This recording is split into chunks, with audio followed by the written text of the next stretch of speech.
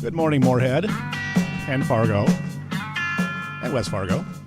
It's Tuesday, 11:08. So it must be Tuesdays with Tony. I gave Jake up a little talking to because of all the extra commercials in there. He apologized. We're okay now. Have a great show today. I said hi to Moorhead first because I have the mayor of Moorhead in studio today. We'll get to her in just a moment. I got a couple programming notes for you. Rick Becker is going to be in town on August 1st. That's next week on Tuesday. He will be on my show talking about property tax relief for the city of Fargo, or for the state of North Dakota, I should say.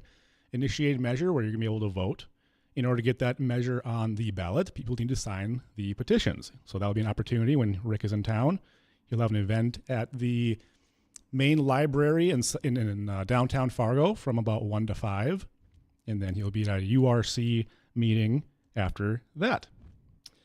At the end of the show today, we're going to talk about the $6.5 million incentive that's being proposed for the water park at Anderson Field, the old Anderson Field here in Fargo.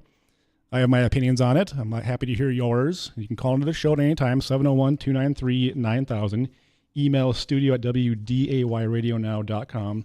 Tell me if you support that project or not, because if no one speaks up, I'm telling you right now, this will pass, and I don't think that's a good thing for us to be subsidizing a water park. It's not what our policy is for.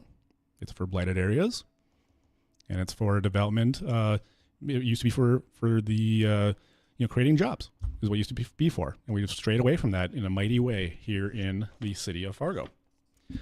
But now back to Moorhead and Mayor Shelley Carlson. Good morning. Thank you for being here. Good morning. Oh, your mic is not on. I'll get your mic on. There you go. Say it again. All right. Good morning. All right. We got it. Okay. Now you're on. Okay. We got you. All right. Good. My fault. I pushed the wrong button. We've never met before. I don't know if you heard the show or not, but before, I try to have one interesting person on every week to talk about issues that affect people here locally. And certainly as the mayor of the 23rd biggest city in Minnesota, yes, you make a difference, and you are our sister city across the river. Yes. So thank you for being here. Absolutely. Why don't you tell people a little bit about you who may not know you? Yeah. So, and very nice to meet you. Glad we finally coordinated and I was able to get on your show. Yeah, we're going to talk about that later. Yeah. Well, yes, I have a day job. So, it's a juggle and I have 2 kids and I'm married and, so it's hard to find time to fit all that together and also sleep as you have mentioned that it's one of those wonderful things that we all need to do. So I try to fit that in as well. So, yeah, I'm originally from Minot, North Dakota. Okay. Born and raised there. My parents were born and raised there. They still live there. And I came down in 1990 to go to college at what was Moorhead State University, which I trip up, and I always call it Moorhead State versus MSUM because that's what I graduated from. Sure. So got my 4-year paralegal degree, and then my plan was not to stay in Moorhead. My plan was to go somewhere else, but then I met a boy, and then I'm like, it's always a boy. Yes, it's always a boy. And so I was working as a paralegal to the city prosecutor in Moorhead, and my husband was in law enforcement at the time, and then we met, and then we ended up just staying, and we've been here ever since. And I'm really, really glad. You think of that one Garth Brooks song, Unanswered Prayers. And I really think that was an unanswered prayer that I wanted to go somewhere else because I love Moorhead. I love that I was able to raise our kids there. Ended up going back, getting my master's degree in public administration. And my professional career has all revolved around domestic violence, sexual assault advocacy work. And so I worked for the Rape and Abuse Crisis Center. Prior to my current position, I was the director of victim services in the Clay County Attorney's Office. So my caseload was homicide cases, child sexual abuse, higher level felony, domestic violence. I bet you're fun at parties. Yeah, I know. I'm kind of like the person like, what do you do? I'm like, should I just say 3rd grade teacher or should I tell them what I really do? And so now the last probably 7 years, I've been working for a statewide nonprofit organization doing elder justice work. And my focus is within the criminal justice community. So I do a lot of training and technical assistance to multidisciplinary teams that are comprised of law enforcement, prosecutors, adult protection workers, and do a lot of training directly to law enforcement themselves. National trainings. I've trained in like 28 states, 4 foreign countries, Sure. 2 U.S. territories. So, yeah, So you've been in politics for, 5 years? 5 years. Okay, so you were elected to city council I was. in 2018, and then you were appointed, it was a Mayor Judd, I believe, Correct. that got, he's a state's attorney or something like that? Judge. Judge, gotcha. Judge Judd. There you go, Judge. So he got appointed to that, and so you took his spot. You were appointed to it through a vote of the council, and then you got elected in 2022, Correct. and then you have your term until 26. So that's where you came into politics. Your commission or your council is different than ours. You want to It is. you want to explain the differences to people in Fargo, because we're used to a commission style, which is a loosely commission style, but you guys are quite different. And we've had, I think, kind of a robust conversation here in the city of Fargo about our style of government. Is it still appropriate to have 5 commissioners in a city of 130,000 people? You have 9 council members. 8. Well, and you're a council, Correct. you're a council member. You're the mayor. You're the lead council. You're the mayor, and you have wards with Correct. 2 in each ward. Yes. So if you want to tell us how that dynamic is different than a commission or what we do. Yeah. So, well, and in Minnesota, there's kind of 2 different governance structures. There's statutory or there's charter. We are a charter commission or a charter council. And yeah, we have 8 council members and the mayor. So we have what's called a weak mayor strong city manager position. So coming from the nonprofit world, I think it works really closely with how nonprofits work. You have a board of directors, and then you have your executive director, and the executive director handles all of the operations. And that's really the similar type of structure that we have in the city of Moorhead. We have myself as the mayor, and I do a lot of the, I guess, marketing of the community. I'm the face of the community. I do a lot of public engagement. People want to meet with me to see what's going on. I don't have a vote, but I have the ability to break ties, and I have the veto power. And what my city council members do, they get appointed to different commissions and boards, but they are not involved in operations at all. They are policymaking. They're a policymaking board, and we look at high level, and then our city manager helps in our executive leadership team, which we have a phenomenal city manager and executive leadership team in Moorhead. They take the policies and are able to interpret it and apply it into operations. So, one, does it drive you nuts you can't vote? No, I can't vote. Does it drive you nuts you can't? Oh, does it drive me nuts? No, but, the one thing that I really appreciate about the city council is we have a lot of varying opinions, but they all come together as one voice. And for the most part, after a lot of questions and discussions, we tend to kind of find that consensus and move forward, and then we speak as one voice. Ooh, sounds awful. No, I think it's actually pretty amazing. So you have veto power. Can you explain to me what that is? So if they vote on something and I feel very, very strongly that they are kind of going down the wrong path, I can veto it and say we're not going that way. Have you done it? I have not. Okay, fair enough. All right, if you want to be part of the show, 701-293-9000. Email studio@WDAYradionow.com. We're here with the mayor of Moorhead, Shelley Carlson. She's been there on the council since 2018. We're going to go to a break, and we'll see you on the other side. It ain't me. It ain't me. I ain't no fortunate one. What do eyewear and weather have in common? Join us for the Aspire Optical Eye on the Sky weekly weather forecast to find out. Each Tuesday morning, Dean Wysocki, Justin Storm, and myself, Ashley Freeborn, owner of Aspire Optical, will bring you the 7-day forecast. You never know where we'll be or how it will be presented, but we promise to bring you the most accurate forecast this side of the Red River. And learn how you can save big on eyewear from Aspire Optical. Watch the Aspire Optical Eye on the Sky weekly weather forecast on our Facebook, YouTube, and Twitter pages. Trust us, this is weather and eyewear like you've never seen. Big Game James McCarty and Jace Denman here, letting you know that we'll be live at Sweet Shots this Wednesday during the Jay Thomas Show and Primetime Sports. We love Sweet Shots' delicious food, plus we will talk about Swing for Support, going on at Sweet Shots this Thursday. Sweet Shots is raising money to support local police officers killed or injured in a recent shooting along with their families. 50% of revenue from golf at Sweet Shots this Thursday will go to Fargo Police and the Leadership Care Fund. All the details are at sweetshots.com and on their social media pages. Creative Planning presents Rethink Your Money with John Hagenson, Sunday at 6 a.m. Planning for your financial future can be stressful. It involves investments, taxes, insurance, and estate planning. At Creative Planning, we have an entire team working for you, including wealth managers, CPAs, and attorneys, all in one place, all working together. Let Creative Planning show you a richer way to wealth. Visit creativeplanning.com. That's creativeplanning.com. Have you ever noticed that when the afternoon light hits your floors, you can see everything, including dust? So much dust. And that floor dust gets kicked up into the air, compromising the quality of air you and your family breathe. Eesh. Swiffer Heavy Duty Sweeper is the fast and easy way to clean your floors, with ultra-thick pads that trap and lock dust before it gets in the air. Just a couple minutes a day. And dust is gone. Swiffer Heavy Duty Sweeper.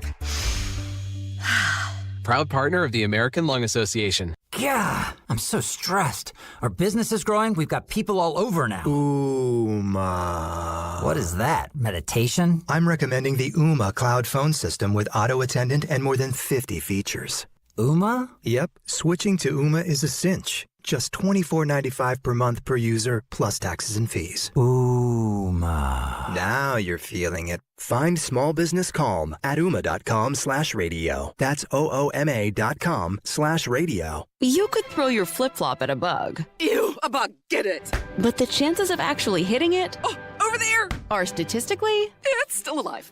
unlikely. Good thing nature's got your back.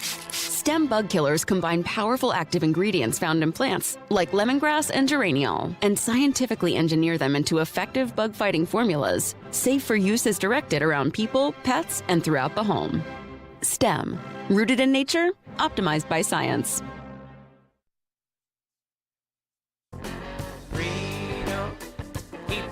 Welcome back to Tuesdays with Tony. I'm your host, Tony Gehrig, a former Fargo City Commissioner. I'm here with the Mayor of Moorhead, Shelley Carlson. We were talking about your council versus our commission, and you said on the break that you are nonpartisan, just like we are. Correct. Okay. We were having a pretty good debate in Fargo about our style of government. Should we have 5 commissioners? Should we have more? Should it be a mix? Should we go to a council system? And if we went to, let's say, a 7-person council, it would look very different. Do you think that so we looked at Moorhead, right? And see what you guys are doing and how it's going over there. Yeah. That was one of the things that we did. Do you think you have too many council members? You know, I haven't experienced it differently. So Fair for enough. me, it works really well. And, you know, I think the great thing that I can bring to like even discussions like this is I was on the council for 2 years. Mm-hmm. And so the way that we are structured, the council members live in their wards, and so they really get to know the people, they get to know the projects, they get to know what are the not so great roads Sure. in their Yeah. wards. And people, our citizens know who to contact, and so there's kind of more of a direct communication, I guess, with members of the city council. I have found it to work really well. Mm-hmm. I also don't know any different. Sure.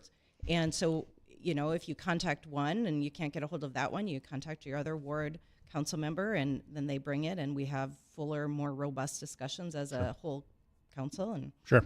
yeah, I think it works really well. Here in City Fargo, the people who are opposed to a ward system, I'm for a ward system. I'm actually for a mixed system where there's 4 commissioners who are in wards, 1 per ward, and then 3 at large, 1 being the mayor, then 2 aldermen.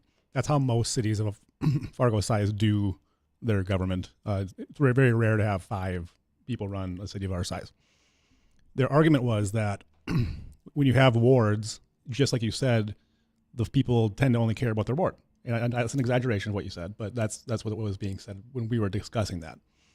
Do you find that to be a valuable or fair critique of a ward system? You know, I don't feel that we necessarily have that issue in the city of Moorhead. I feel that our council members, they bring attention to some of the issues that are going on in their ward, but we have a lot of discussions on, you know, how do we prioritize the funds that we have and utilize the taxpayer dollars in an efficient way. So yeah, they're going to bring more attention to maybe a certain issue in their ward, but it's not like any of them dig in their heels and say, well, I'm not going to, vote for more law enforcement if this road doesn't get fixed. it just really hasn't been an issue. We have a really, really well-functioning city council in Moorhead, and there's 8 people. So you have 8 different opinions, 8 different backgrounds. Sure. But through a lot of really good discussion, we do come to that consensus and are able to move forward. I think you have too many. It's a lot of people. Good Lord. Yeah, so... I also come from a big family, so, I'm just used to being around a lot of people, and I think it brings a lot of great different perspectives. It's hard to, get along with 4 other people on the city commission versus 9 or 8 or whatever you're claiming over there. You don't hear a lot about Moorhead in the news. Now, that could be seen as a good thing or a bad thing. So I'm going to ask you the question that I was wondering. Are you well run or are you boring? I think we're both. I was wondering how you're going to take that question. I think well run can get boring, right? We have a lot of great, amazing things happening on the Minnesota side of the river. But we are run very well, and we're run efficiently, and we have good conversations. Like I said, we don't all 100% agree on things, but we do move forward with one voice. And yeah, some people might call that boring. I just call it really good, and we're really focused on moving towards the future. I think that's a good answer. The reason I ask that, and the reason why I was curious about that, is because I always get concerned when mayors or board leaders of any kind, say the school board, park board, whatever, the board president says, we'll walk out of here with a consensus, and then we're all going to agree on this way going forward. When I was a commissioner, that's not how I did things. If I had an opinion, in my opinion, I was representing a portion of the city of Fargo that voted for me, right? Mm-hmm. So when we would give it an incentive away, for example, for $6.5 million for a parking ramp at a water park, I would have gone out in public and said, this is a really bad idea. If it passed 3-2, I don't care. Like, they were wrong. And here's why I'm right. And here's why in the future we shouldn't do that again. And that's the biggest reason I do it, is because this is going to happen again, right? Someone's going to build a skate park or whatever, and they're going to want a parking ramp. And we're going to have to say, well, we did it last time, so we'll do it this time. Where I was like, no, you did it last time. And here's why I said it was bad. And look, it turned out badly. So therefore we shouldn't do it. Do you think it's healthy to come out with a consensus all the time? I realize it's easier to manage, but is it healthy for the public debate? I think that is still something that happens. We still have council members who don't always necessarily agree.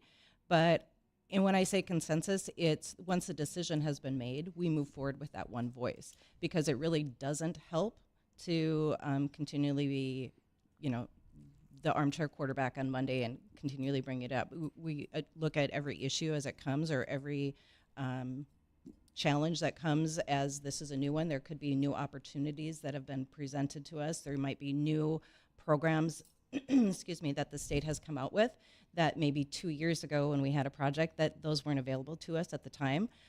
So it's really like looking forward to the future, and when I say consensus, it doesn't mean that it's like a 8-0 vote all of the time either. So we don't have unanimous decisions being made all the time, but it's that one voice moving forward that I think is important for the community as well. If you say so. No.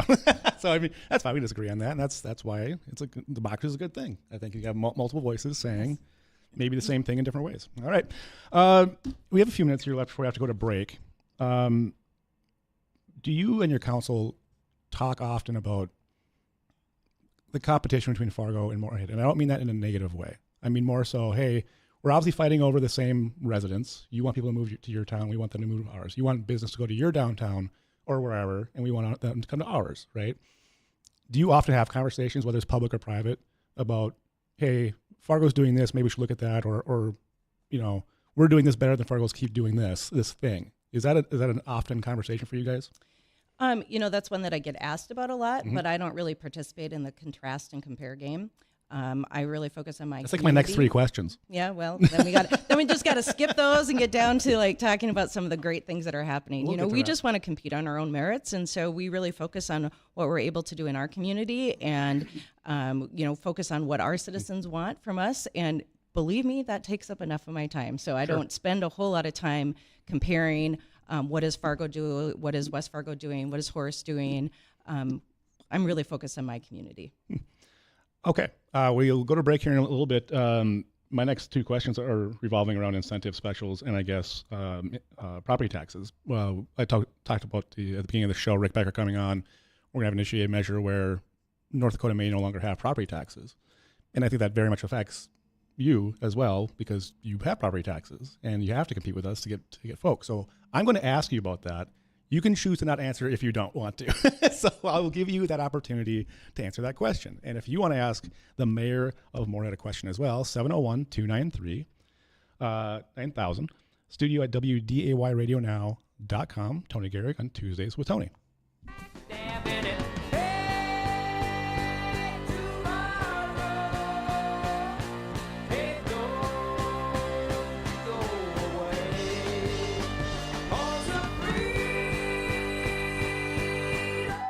Partly cloudy skies for this afternoon, hot and humid. We'll have a high in the low 90s with a southeast wind at 10 to 20. We'll see storms develop after 6 tonight, lasting through about midnight. Some of those could be on the strong to severe side. We'll drop down into the mid to upper 60s tonight, and sunny, hot, and humid for Wednesday. We'll have highs in the mid to upper 90s with heat index readings topping 100, and then slow cooling back into the mid 80s by the end of the week. From the WDAY Skywatch Weather Center, I'm Chief Meteorologist Dean Wysocki. It's Bonnie and Estati from Bonnie and Friends. Join us weekday mornings beginning at 5. Coming up in our next show, we're going to chat with Melissa Evans, owner of She Said Butcher Shop, the only female-owned butcher shop in our area. Brian Cronk, managing partner of Collins & Cronk, will be in with a market update and insight. Big Game James McCarty will give us details on a fundraiser at Sweet Shots for the fallen and injured Fargo police officers. And licensed registered dietitian Elizabeth McGee answers our health, diet, and nutrition questions. All this and more in the next Bonnie and Friends beginning at 5 a.m. Join us. News Talk Radio 970 WDAY. Hi, meteorologist Justin Storm. Every afternoon, my forecasts let you know how the afternoon weather is going to go and that all-important ride home from work. In all 4 seasons, that's the reason you listen. Weather changes fast, and I'll give you the current conditions as well as what the evening will look like so you can make decisions on the plans you've made. Don't forget Weather and Ag Radio every day at 1 p.m. right here on WDAY. Let the Goose River Bank become your community bank. They believe a strong bank builds strong communities and would be proud to be your bank.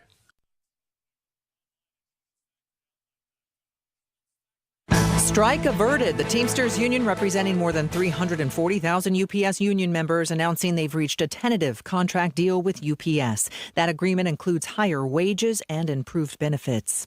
Scorching heat spreading from the southwest and western states to the Midwest. ABC's Alex Perez is in Kansas City, the latest region to see heat warnings. Officials want to make sure people are taking this seriously. While this heat is not unusual this time of year and in this part of the country, they want to remind people that it can be taxing on your body. So they're reminding people to limit their time outside. They're opening cooling centers for those who need help escaping the heat. The number one thing here that officials are saying is listen to your body, limit that time outside in the heat. The Federal Reserve Board meeting today and tomorrow, weighing economic data and deciding on another possible interest rate hike. It comes as consumer confidence has reached a 2-year high as record inflation eases. I'm Michelle Franzen, ABC News.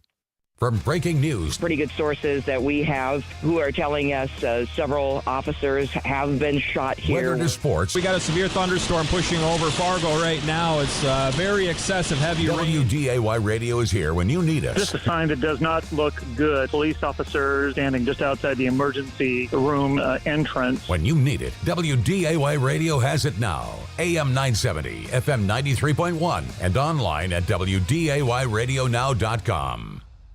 Your steps sinking, not only posing a safety hazard, but also an eyesore? Say goodbye to those unsightly and dangerous steps with Precision Concrete Cutters Ramjack North. We understand that sinking steps can ruin the curb appeal of your home. That's why we specialize in restoring both safety and beauty to your property. Our team of experts uses innovative techniques and cutting-edge equipment to lift and stabilize your steps, providing a long-lasting solution that enhances the aesthetics of your home. Don't let the sinking steps bring down the charm of your property. Contact Precision Concrete Cutters Ramjack North.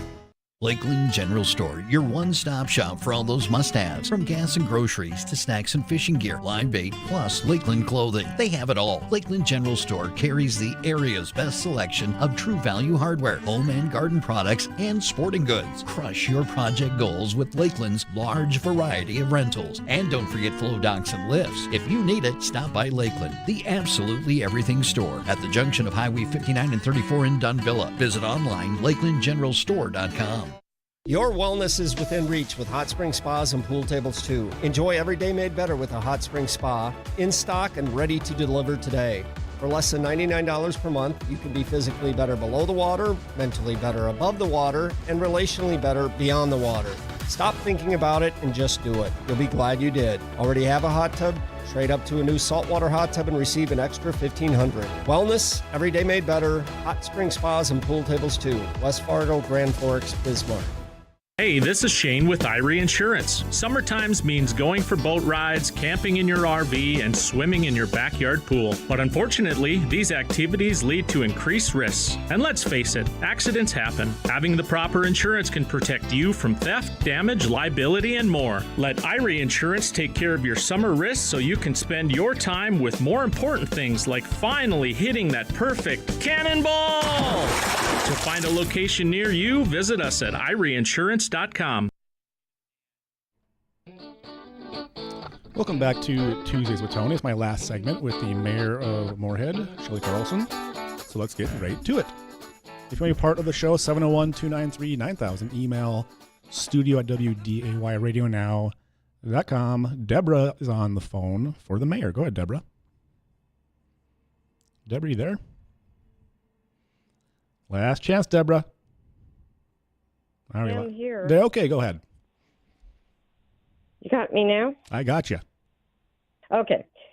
My question is about the project idea that I've heard about since I moved back to Moorhead. And it's on 11th Street going underneath the railroad tracks. And can you give me an idea, Mayor, of when the idea was conceived, when the project is going to start, what the total cost of the project will be, and then a completion date? Yes. Well, hi, Deborah, and thanks for moving back to Moorhead. The 11th Street project, the underpass project, the idea actually, I believe, started in the late 1970s. Our city engineer actually found some plans that was an idea that was conceived way back when, to really focus on ensuring that our public safety enforcement, our law enforcement, fire, ambulance, had the ability to get to calls from the north and south side and not have to be inhibited by a train. Right now, we have about 5 hours of delays every single day in the city because of the railroad tracks that are downtown. The funding for the project. That's not sitting for 5 hours at one intersection, but I understand what you're saying. Yeah. Yep. 70 trains pass through. So 5 hours of delays every day. If it doesn't get fixed, there's going to be 7 hours of delays every day. And I think it's up to 90 trains. So the project will start next spring. It is a Minnesota Department of Transportation led project. So the city is a partner, but MnDOT is the one who is leading the project. They're the ones in charge of the engineering and purchasing some of the land alongside of it and hiring the partners that are going to be doing the actual building of the underpass project. It is funded by a combination of federal dollars, state dollars, county dollars, city dollars, and Burlington Northern actually put some funding towards it as well, because it really helps them as well as with our 2021 underpass project. So I believe it's about $110 or $113 million project. There's been some inflationary issues that have risen its ugly head, so I am not sure exactly what the specific dollar amount has now ended up to be with some of the inflation that has affected the final dollar amount, but it is going to be the largest road construction project that we've ever done in the city of Moorhead. So, and it should take about 2 years to complete. Wow. Now, the high school project was done before I moved back, but someone said that it was supposed to take a couple of years, and it took, 5 or more? Yeah, it took about accurate? 4 years. That's correct. Yep, there was some engineering issues that occurred with slumping, and so some things had to be rebuilt to make sure that, when the train was going, that it didn't collapse on cars underneath the underpass. So I'm glad that they took the extra time to make sure that it was going to be safe. That's always a wise decision. And the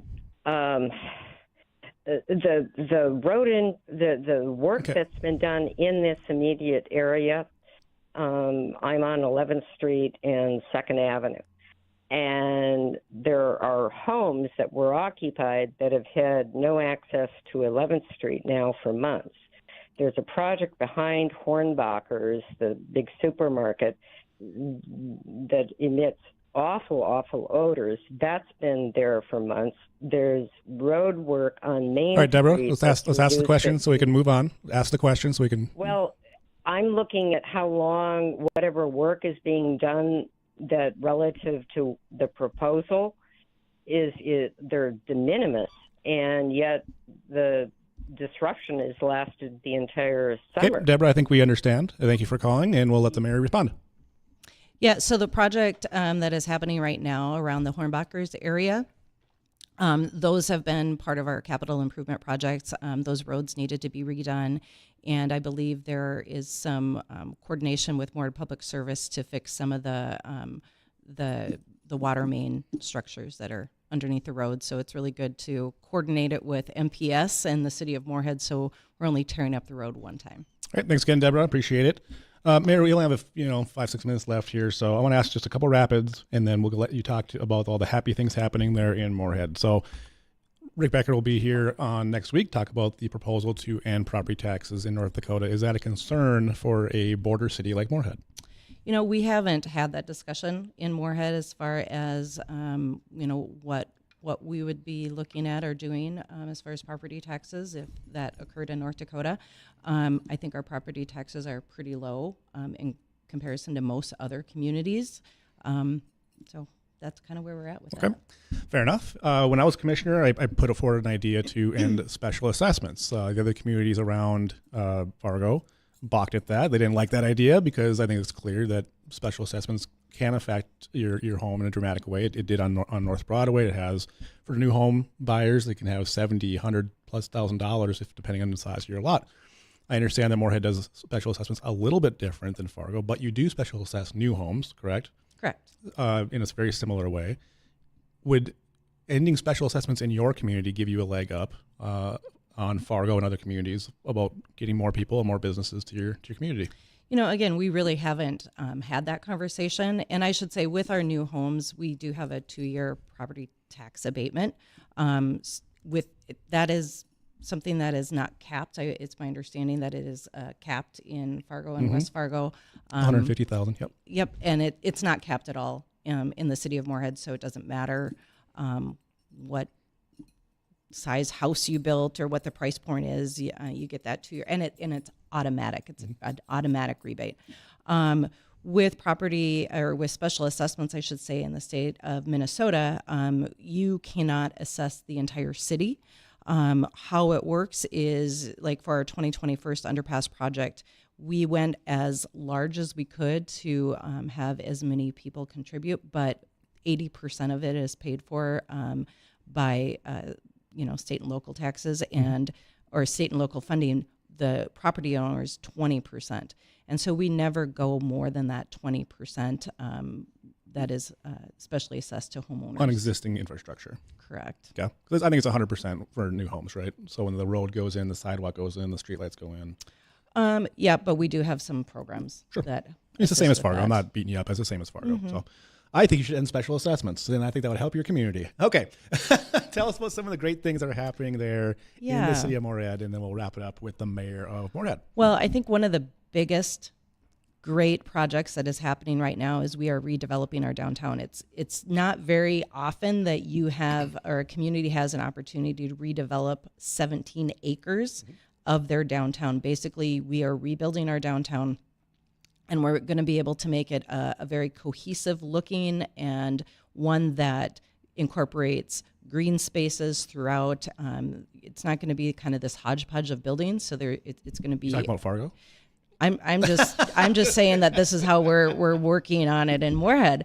And one of the biggest, kind of the cornerstones, is going to be our community center library, which is going to be starting next spring. This is the first time Moorhead has ever done a local option sales tax, and the way that we do that in Minnesota is completely different. We have to get permission from 3 different entities. We first had to get permission from our legislature, then the city council had to approve it, and then the voters had to approve it. So it's not as easy to put a local sales tax in place in Minnesota as it is in North Dakota. And all of our funding for this sales tax is going to go towards a new community center and a library, which is really going to be our downtown living room space. And with that kind of skin in the game that is being put forth by our taxpayers, we have had a lot of developers that are coming in and really kind of we're trying to figure out which piece of the pie they're going to get. We're going to be building 1,200 units of housing in our downtown, and it's going to really be supported by a combination of public amenities and also that private, mixed-use buildings. Kevin Bartram is going to be starting his project on the east side of the downtown area. That is going to be starting in spring of 2024 as well. So there's going to be a lot of construction happening in downtown Moorhead in the next 2 summer cycles. So you might want to have to avoid that area of downtown. So then you can just go to South Moorhead, where we have Blue Stem and a lot of great plays and concerts and everything, and some new businesses going in down there. Do you offer incentives to those developers who are growing downtown? In the downtown, we have a Renaissance zone, and then there will likely be a TIF zone that will be put into place. It's not in place right now. Do you guys do that often? We do it in the areas that make a lot of sense. So one of the great kind of stories that when you talk about TIF, we did a TIF to Enclave when they built the Emory apartment complex, and it was a unique TIF because it was for affordable housing.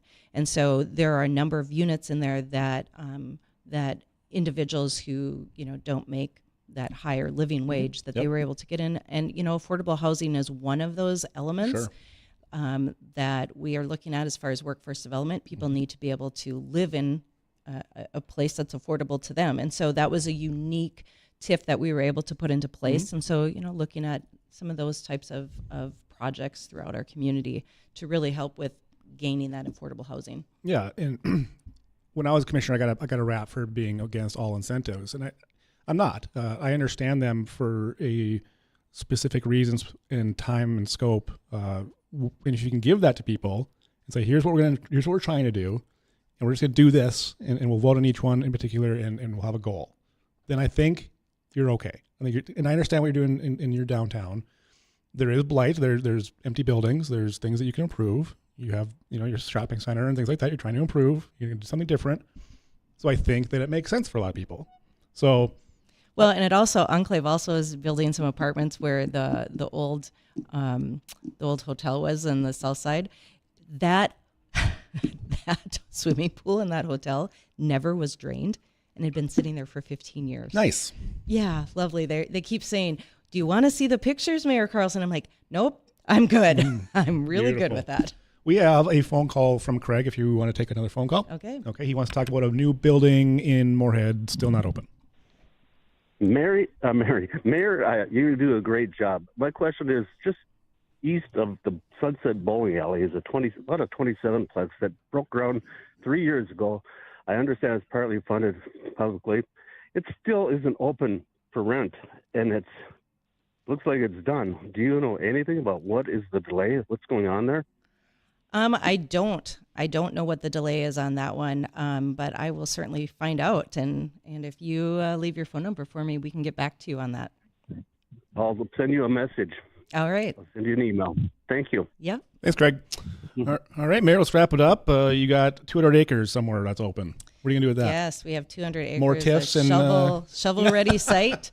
Nope, this one's shovel-ready site, and we are getting a lot of calls on it. It's the single largest shovel-ready site in the entire state of Minnesota, and I believe the region, actually. It's 200 acres, and it's right off the interstate. You have access also to a railroad, and it's really close to the Moorhead City Airport as well. So and we have potential to develop several hundred acres right next to it as well. So it's a great opportunity for a real large manufacturing company to come in, and it's ready to go. So I just said to you a minute or two before Craig called that there are times where I understand when cities can and should use incentives to help people get there to do their project, right?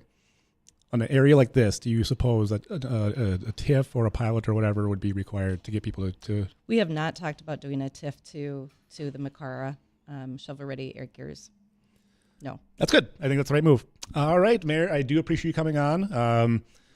Hopefully next time you're on, it doesn't take 2 months, Mayor, to get you on the show. But I understand you're a busy person. But yes, I hope to talk to you again. And if there's something happening in Moorhead, reach out and we'll have you on. All right. Thank you so much. Thanks for being here.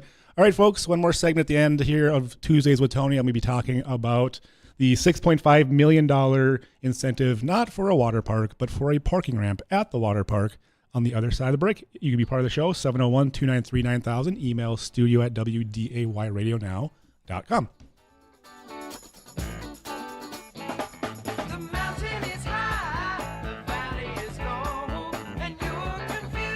It's a beautiful sunny day and you're enjoying the comfort of your home. But have you ever thought about the safety and the need for fresh air? At Precision Concrete Cutters, we specialize in egress windows, ensuring safety while providing a breath of fresh air. Imagine having a window that not only allows for easy escape in emergencies, but also floods your basement with natural light and fresh air. With Precision Concrete Cutters, you get the expertise and craftsmanship you can trust. Our skilled team will transform your basement into a safe and inviting space. Don't settle for dark and stuffy. Visit pccnd.com. I can't wait for what's next, even with higher stroke risk due to atrial fibrillation and irregular heartbeat not caused by a heart valve problem. Eliquis, the Pixaban tablets, reduces stroke risk. It's the #1 cardiologist-prescribed blood thinner. Don't stop taking prescription Eliquis without talking to your doctor, as this may increase your risk of stroke. Eliquis can cause serious and in rare cases fatal bleeding. Don't take Eliquis if you have an artificial heart valve, abnormal bleeding, or have antiphospholipid syndrome. While taking, you may bruise more easily or take longer for bleeding to stop. A spinal injection while on Eliquis increases risk of blood clots, which may cause paralysis, the inability to move. Get medical help right away for unexpected bleeding or unusual bruising, or if you have tingling, numbness, or muscle weakness. It may increase your bleeding risk if you take medicines such as aspirin products, NSAIDs, SSRIs, SNRIs, and blood thinners. Tell your doctor about all planned medical or dental procedures. Learn more at Eliquis.com or call 1-855-ELIQUIS. So you just used bug spray in your home. Now what? Well, between the waiting for things to dry up and keeping your family away from the mess, it hits you. You could have used Zevo. Unlike other bug sprays that stick around, Zevo goes from kill to clean in seconds. Plus, it's safe for use around people and pets when used as directed. Zevo, people-friendly, bug-deadly. Grain markets mostly lower on Tuesday. This is the American Ag Network. I'm Jesse Allen with this market update. We're talking now with Arlen Suderman, Chief Commodities Economist at StoneX. Arlen, we look at the grain and oilseeds first. We saw a pullback overnight here with Russia pausing some of their attacks on Ukraine's grain terminals. We got the hot weather in the forecast here in the Midwest. I know we're watching. We have the Federal Reserve meeting ongoing starting today. A lot going on here. Corn and Chicago wheat, though, have been doing their best to try and come off of those overnight lows, haven't they, Arlen? Oh, they certainly have. The commodities faced a little bit more headwinds as we came into today's session with a stronger dollar, interest rates rising ahead of tomorrow's Fed announcement, where they're expected to raise their interest rates another 25 basis points. But basically, we ran out of the buying in the grain and oilseeds because Russia did back off and hit the pause button on their strikes on the infrastructure in Ukraine. And so that kind of allowed prices to consolidate back, pull lower. We did see some strength come back into the markets, pulling them off of their lows, and Chicago wheat actually moving into positive territory off and on reports from British intelligence that Russia is putting mines back into Black Sea waters, near Ukrainian waters, possibly targeting civilian ships in a way that Ukraine would get the blame for it. So what that says is the war is escalating, and that continues to raise the risks for all commodities coming out of that area. But still, we're overall still in negative territory for the day. All right, thank you very much. Arlen Suderman with Stone X. We see in the grains, corn and Chicago wheat trying to get back towards unchanged, but the grains down moderately. Soybeans down around a dime. Mixed action in cattle. Hogs are triple digits higher in the front months. Crude oil up 68 cents a barrel, 79.42. This is the American Ag Network. I'm Jesse Allen reporting. Pucklet Chevrolet Buick GMC in Valley City makes it easy to find your next Chevrolet Buick GMC or pre-owned vehicle by offering a great selection at our best prices possible. Welcome back to Tuesdays with Tony. I'm your host, Tony Gehrig. I want to thank the mayor of Moorhead for being here. Hope we do it again. All right, folks, we need to talk. Fargo, we need to talk. The question of, is a water park a good idea in Fargo? Or, put said in another way, do you want a water park? Is different than asking the question, should the taxpayers fund a water park? Those are two distinctly different questions that have been conflated together to give you a false choice of, hey, do you want one or not? Hey, guys, do you want one or not? Huh? You want it? Yeah. If you say, yeah, that'd be fun. I'd love to have a water park. Then like, okay, well, now we want $6.5 million. Excuse me? That's not how this works. And quite frankly, folks, I'm gonna tell you a hard truth that many of you are not going to want to hear. Okay? You're going to get mad, some of you, but I want you to hear me, and then we're going to discuss it after that. This is your fault. Okay? You elect people, they act the way they act, and then you don't hold them accountable for years. The oldest incentive in the city of Fargo was 40 years. I'm 39 years old. And that incentive just went off the books a year or two ago, maybe 3. So I was like 1 year old when this incentive went on the books. And it was there for 40 years. Okay? So people, you need to start voting. And better yet, you need to start talking to people, talking to your friends, talking to your family, talking to your coworkers, talking to anyone you can talk to, talking to your neighbors, and saying, can you believe that this is happening? You know what we should do? We should email somebody. We should make a phone call. Okay, there's 2 questions here. Do you want a water park? Yes. Should we be funding a water park? No. And that's even a false equivalency because you're not funding the water park. Let me tell you guys, the building is built. The building is mostly there.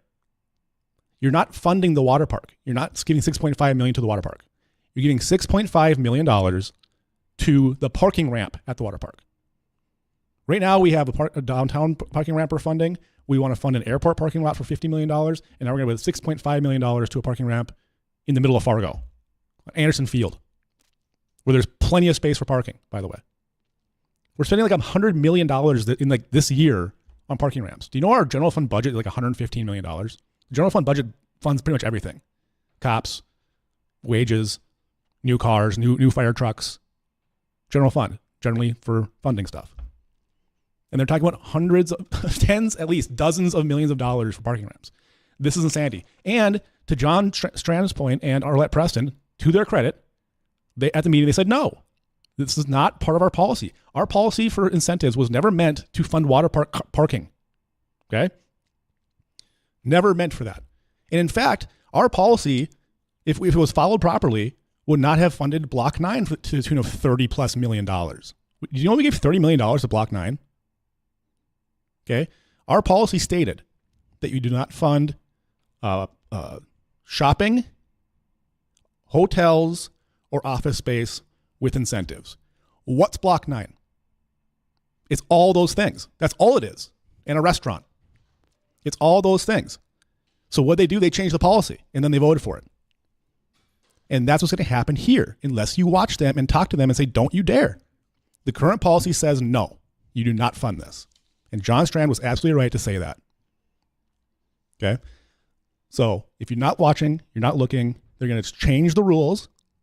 They're going to vote for it. And then when you're mad about it, when you finally learn about it 2 years later, when it's finally completed the building, you're going to go, well, did the policy let you do that? And they go, yeah, the policy said we could do that. The policy was there. It allowed us to. Well, they changed the policy. And I have another prediction. If they don't change the policy, they're still going to do it unless you speak up because you don't care. And if they do it, it's all of our fault. All the voters. It's our fault. All right. I'd love to hear what you guys think about that. So send me emails, talk to me on Facebook, And we'll see you next Tuesday with Rick Becker, who's here to talk about ending property taxes here in the state of North Dakota. Thanks for tuning in. And then they charged all the people $25 just to see them. Don't it always seem to go that you don't know what you got till it's gone? They paved paradise and put up a parking lot. Tune into the area's only live weeknight sports show from 6:30 to 8. It's Primetime Sports on WDAY Radio.